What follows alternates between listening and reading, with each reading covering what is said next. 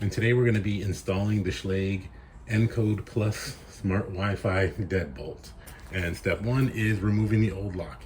And as you can see, step one is already completed. And all you need, come on, focus, is one Phillips head screwdriver to install this. So step two is actually installing the lock itself.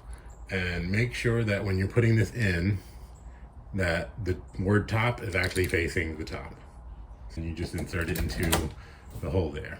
Comes with these two little wood screws to put these in. It actually has two really long ones if you wanted to have those in for extra security, but I think we can get by with just having these two little ones in there.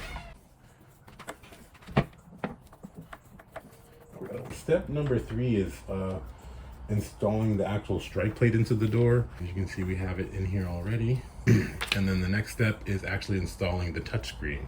So just make sure, and I kind of had to, this is really like packed in there really nicely, so just kind of poke it out a little bit so it's sticking out nice and straight, so that way when you feed it through the door, you're not kind of fighting with it to see, to get it out on the other side. And also make sure that this pin here is either lined horizontally or vertically to match how the bolt is set up right now. So it looks like mine is horizontally. So let me feed the wire through and the pin through, and you can see it sitting nice and flush. The next step is installing the backing plate, which looks like this. And if you have it the wrong way, you're gonna see the words etched in it against door, meaning that you need to flip it over and make sure the word top is also facing the top.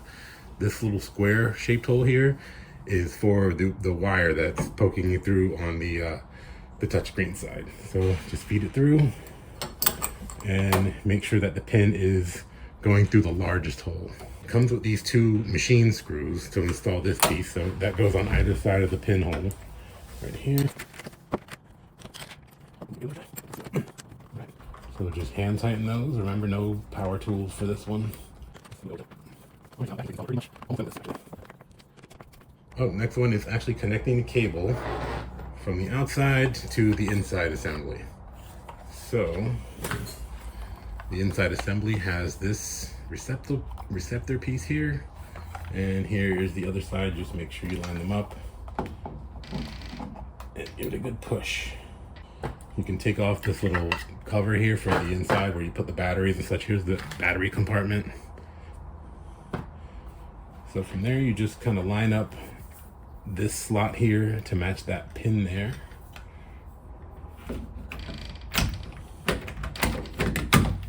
And now once that's on,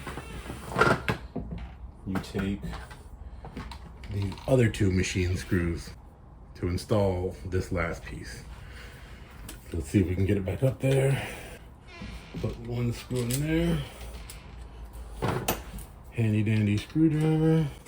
All right. See, there you go. And it works. After that, all you need to do is put your batteries in.